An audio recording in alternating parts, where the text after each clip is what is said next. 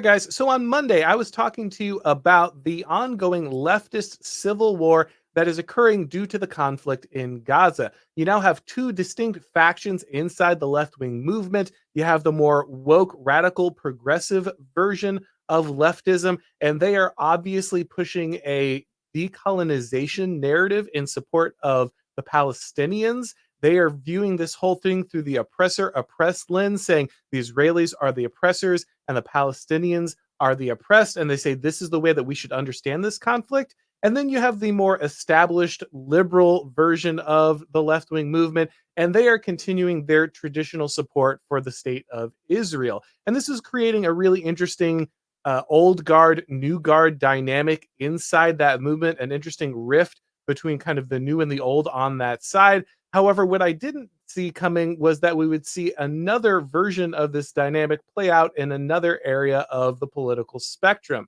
Now, recently, video has surfaced of Ben Shapiro of the Daily Wire talking about one of the hosts on his network, Candace Owens, and he repeatedly calls her disgraceful. Let's watch that real quick.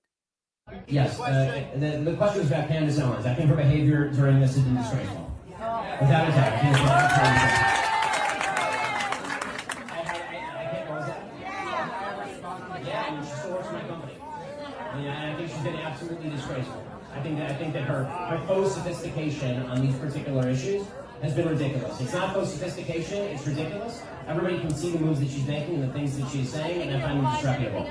So we see here Shapiro repeatedly call Owens disgraceful. He doesn't really mince words. Now you have to understand when there are networks like this, there's going to be disagreement. I mean, that's kind of the whole point. When you have multiple hosts, there's going to be multiple viewpoints and they're not always going to be in sync. And of course, that's a good thing. That's what you want, right? It would be extremely boring if you had a news network where every single host, every single columnist had exactly the same view. If you had this one unified take on every headline, on every policy decision, on every ideological point, then there would be really no reason to have multiple people on the network. You could just have one guy march out, give the opinion a network, and that would be it. And so when you have a network, you're going to have multiple personalities. And at some point, those personalities are going to disagree. They might even clash. And that's not necessarily a bad thing. Even when you have a network that is supposed to be somewhat ideologically aligned, right? Daily Wire is a conservative news network. And so in general, the people there have a similar vision about kind of where America should be going and what it looks like, maybe some shared values. But again, you don't want lockstep uniformity. That's boring. That defeats the whole purpose of having a network. I work for a conservative news network, and I think it's great that there are multiple voices that are heard. One of the reasons I'm with them is I have never run into a scenario where I'm not able to voice my opinion, even if it's different from some of the other hosts on the network.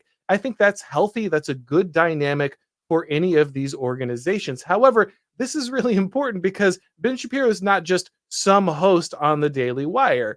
He is the founding guy of the Daily Wire along with Jeremy Boring. He's arguably the biggest host on the Daily Wire, and he clearly has a good amount of editorial control when it comes to the voice that Daily Wire is trying to project as a network. So when he comes out and directly attacks basically what is one of his employees, that's a pretty big deal. Now, you can understand why Ben is passionate about this issue. He is himself Jewish. He probably has a large amount of family or friends directly involved or possibly in danger in this scenario. You can understand his passion. Sometimes it feels like he gets pretty heated on this stuff, but you get where he's coming from. That makes some sense. But what you have here is that kind of in this scenario with that passion and with this audience, he seems willing to go directly after Owens and call her motives into question. That's the really interesting thing. He repeatedly calls her disgraceful, but he also says that there's faux sophistication and that everyone can see the moves that she's making. And that implies what she's doing is somehow premeditated or planned or disingenuous, that it's not really her position or that it's calculated to get her something out of this. And that's a really interesting thing for him to say. I mean, looking at what Owens has said, is there really anything that's super objectionable? I haven't seen everything she said on the issue, but from what I can tell, it doesn't seem like that's the case. She really just seems to be coming at this from a more neutral position. She says, I want to be America first. I'm an American. She looks at the scenario. From what I can tell, she hasn't said anything like, I support this or what happened or I think that Israel shouldn't be able to defend itself or questioning Israel's right to exist or any of that stuff. It seems like she's generally said, okay, this is terrible, but is this America's conflict? Is this America's problem? And it seems like for Ben, the answer is yes. And if you say no, then you're in some pretty serious trouble with him. And I don't think that's a really healthy thing to do for the conservative movement. Look, there's a lot of people like myself, like Tucker Carlson, and it seems to some extent like Candace Owens, who have said what happened was terrible. Hamas was evil for doing what they did. Israel has the right to defend themselves. They have a right to take action in this scenario. However, as an American, I think this is Israel's problem. I wish them the best in what they do. I hope the best for them. However, this is not our issue. And I think it's important to say that. A lot of people say, oh, no, if you voice any kind of concern about the next steps that might be taken, then you're anti-Israel, I think, or anti-Jewish. And I think that's ridiculous. When you look at what's happening, what happened directly after the beginning of this conflict, you can see how desperately many people wanted to involve the United States in the ongoings of this Middle Eastern conflict. For years, Hollywood's been lacking when it comes to stories of redemption. Movies and TV shows have trended towards the anti-hero, a flawed person who makes no effort to change and just becomes worse and worse as the story goes on. Well, here's some great news. The Blind, the True Story of the Robertson Family is now available for purchase on Blaze TV. Maybe you've made a mess of your life. Maybe someone you love is in a dark place. Maybe all of the above. If you or someone you know feels beyond redemption, you need to watch this movie, and you'll see there's always hope. The Blind takes you on an incredible journey through the life of Phil Robertson, giving you an intimate look into the man behind the legend and the trials, triumphs, and values that shaped him through the years. While The Blind wasn't a Blaze Media production, since Phil is such a big part of our Blaze TV family, we wanted to make sure that you had the opportunity to stream it here. Because it isn't ours, we can't include it as part of the subscription, but if you'd rather purchase it and stream it here rather than Apple or Amazon, we wanted to make sure that you had the opportunity to do that. Make sure to act now. Don't miss this opportunity to own The Blind, a Phil Robertson story on Blaze TV. You can buy it today at blazetv.com, The Blind, for $19.99. That's blazetv.com/The Blind. You had the Republicans immediately call for billions and billions of dollars in spending to Israel, a country that does not need American tax dollars. It's a wealthy first world nation that is very sophisticated, both technologically and militarily. They are very capable of defending themselves. And they apparently they need to be when you look at what happened, what Hamas did. But the point is, they don't need American money. That move was entirely symbolic. Just handing someone $15 billion when your country is in a number of very serious crises, just so you can signal your political bona fides, is a terrible idea. That's a terrible move. It makes no sense for people who are supposed to be America first, who are supposed to be prioritizing the United States and the well-being of its people before the well-being of other nations. And I don't think it's terrible or criminal. I don't think it's disgraceful to express that viewpoint. And again, you can see how people were very interested in immediately involving the United States in kind of the fallout of what would happen here. There was just an article run in the Wall Street Journal authored by two people, one who was a former Mossad director and one who was an Israeli ambassador to the United Nations. And it said, look, the West needs to be willing to take in Gazan refugees. The West, because so many of these people have been displaced by the violence, they need to be allowing Palestinian refugees into their countries. Now, that is patently insane. Look, if Israel does not want to have Palestinians in their own country, why would these people belong in any Western country? Right? That's absolutely ridiculous. The West already has huge problems, especially when it comes to Europe, with Muslim migration into those countries, the way it has transformed those countries, it has transformed their culture, it has transformed their way of life.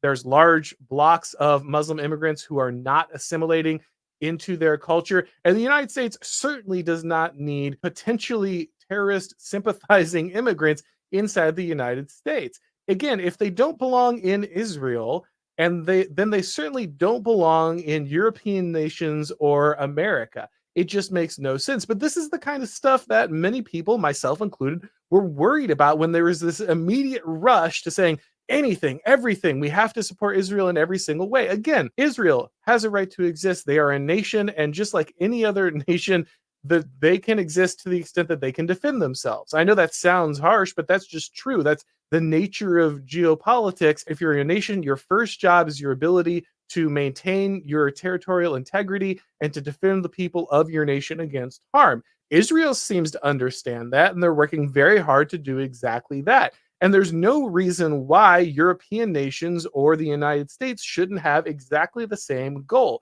And that means not allowing people into their nation that Israel wouldn't allow into their nation. It simply doesn't make any sense from a preservation standpoint. There's no reason to go out and signal yourself as supporting things that are going to hurt your country, even though something terrible happened to another country. And I think once again, we see a generational split on the right when it comes to this. You have the old guard of the right, the more neoconservative version of the right, and they're immediately gung ho. Let's get in there. We have to defend Israel at any cost. We have to give them money.